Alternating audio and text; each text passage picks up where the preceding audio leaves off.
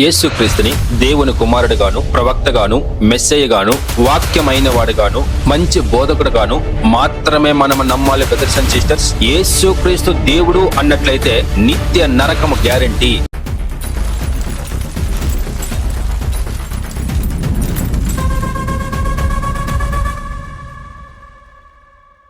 Praise Lord brothers and sisters. ప్రభువైన యేసుక్రీస్తు మహాపరిశుద్ధ నామములో మీ అందరికీ వందనములు. యేసుక్రీస్తు దేవుడా, దేవుడు కాదా అనే విషయం క్రైస్తవ ధర్మములో ఇప్పటికి కూడా చాలా మంది క్లారిటీ లేదు, అవగాహన కూడా లేదు. అందరూ చెప్పేది ఏంటంటే యేసుక్రీస్తు దేవుడని ఎక్కడ చెప్పాడు బ్రదర్ అంటుంటారు. అది అన్నిలో మాట్లాడుతుంటారు. ఈ రోజు మేము క్రైస్తవులం బ్రదర్, 10 ఏళ్ళ నుంచి 20 ఏళ్ళ నుంచి బై బర్త్ మేము క్రిస్టియన్స్ అని చెప్పుకునే వాళ్ళు కూడా యేసుక్రీస్తు దేవుడని ఎక్కడ చెప్పారు అని అంటుంటారు. యోహాను సువార్త 20వ అధ్యాయం 28వ వాక్యాన్ని గమనిద్దాం. అందుకు తోమా ఆయనతో, నా ప్రభువా, నా దేవా అనెను. ఆమేన్. గమనించండి ప్రియమైన దేవుని బిడ్డలారా, యేసుక్రీస్తుని ఒక ప్రవక్తగాను, యేసుక్రీస్తుని వాక్యమైన వాడుగాను, యేసుక్రీస్తుని బోధకుడుగాను, యేసుక్రీస్తుని ఒక ప్రవక్తగాను నమ్మినట్లయితే ఏ ఇబ్బంది లేదు. కానీ యేసుక్రీస్తే దేవుడు అన్నట్లయితే చాలా మంది అంటుంటారు నరకము గ్యారెంటీ అనేసి. ఇక్కడ గమనించండి వాక్యాన్ని స్పష్టంగా బ్రదర్స్ అండ్ సిస్టర్స్. చెబుతున్న వ్యక్తి ఎవరు అంటే ఒక అన్యుడు కాదు, యూదుడే చెబుతున్నాడు. ఇక్కడ తోమా గారు ఏమంటున్నాడు? ఆయన ప్రభువా, నా దేవా అంటున్నాడు. యేసుక్రీస్తు దేవుడు అనేది తోమా గారు ఒప్పుకుంటున్నారు అనేది వాక్యము ఖచ్చితపరుస్తుంది. మరో వాక్యాన్ని గమనిద్దాం. 2 పేతురు రాసిన పత్రిక 1వ అధ్యాయము 1వ వాక్యం. యేసుక్రీస్తు దాసుడును అపోస్తలుడైన సీమోను పేతురు మన దేవుని యొక్కయు రక్షకుడైన యేసుక్రీస్తు యొక్కయు నీతిని బట్టి మనవలే అమూల్యమైన విశ్వాసము పొందిన వారికి శుభమని చెప్పి రాయినది.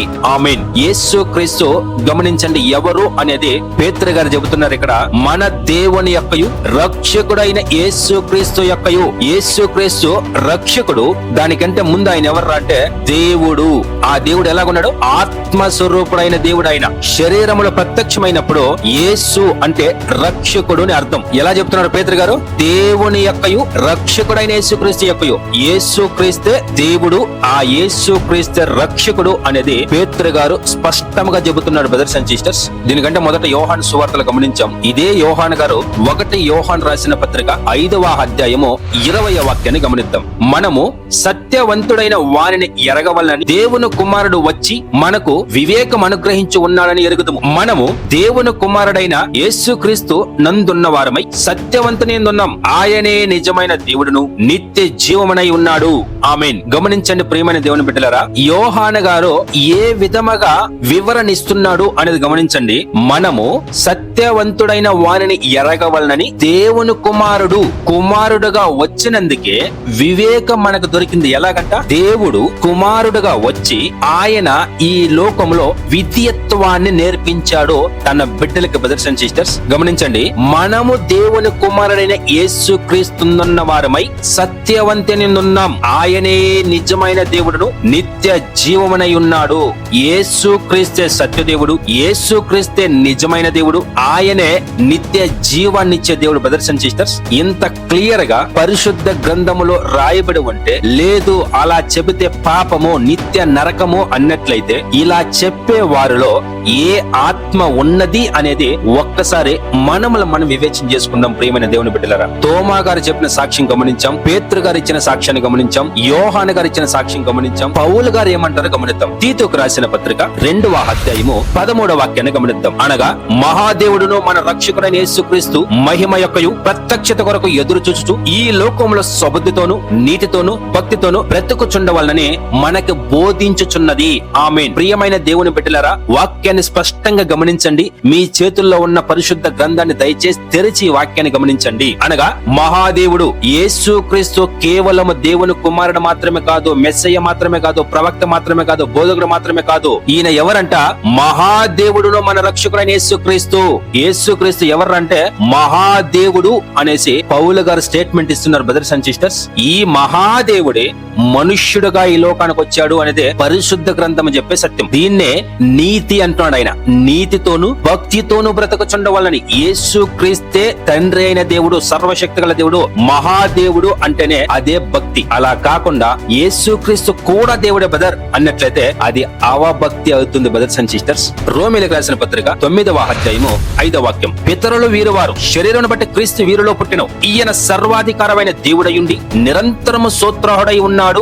ఆమేన్. యేసు క్రీస్తు ఎవరు అంటే సర్వాధికారమైన దేవుడు అనేది వాక్యము ఖచ్చితపరుస్తుంది. ఇది చెబుతుంది ఎవరంటే పౌలు గారు బ్రదర్స్ అండ్ సిస్టర్స్. ఈ సర్వాధికారైన దేవుడే నిరంతరము స్తోత్రాహుడై ఉన్నాడు. ఆమీన్ అని వాక్యం చెబుతుంది.